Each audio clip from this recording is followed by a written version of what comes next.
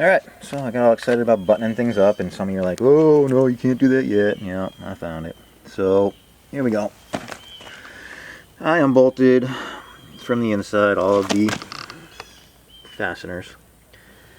And here's what I recommend. You're going to have most of them that have just little pieces, like this one. And what I've done, that break off. So they break off when you were popping these things off. They break off from the top and the bottom. The problem is, you know, I'm going to use epoxy. You got to get them fastened again somehow.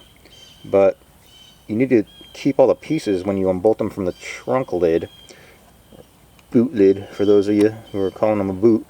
But here's the important part, is you're going to want to save pieces of it so that way you have a reference for where it needs to align in the slot. Because left and right, you're going to have some issues. The holes in the trunk are round, they're not oblong. So you don't have much wiggle room as far as left and right tolerance when you're gluing these. So that's one issue. The next issue you're going to have is, especially in the corners here, you've got the pieces, if they broke off the same way mine did, you've got big chunks, right? And if you don't save the big chunks to be put underneath, like this one right here, you've got a bigger issue where it's sitting down recessed. Maybe it's going to be cockeyed. In this case, the bow of the panel is going to have it aligned where it's not, you can't tell as well here, but this is not pointing straight up right now. So it's pointing in towards the center of the car, and it's not going to line up with the hole. So save all your pieces, put them back, so that way, especially in the corners, it's lifted up to where it needs to be.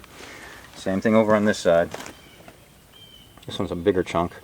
So save your chunks, so that way you get your bolts as straight as possible when you're doing this. Same thing on these little guys. So I saved a piece right here because there's an indentation from when I was prying on it.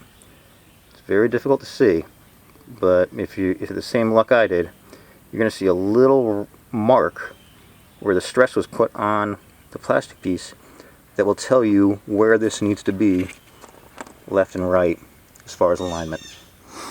So just another thing you want to keep in mind when you're trying to repair this and get it back to looking at least where it's going to be flush and mounted again properly.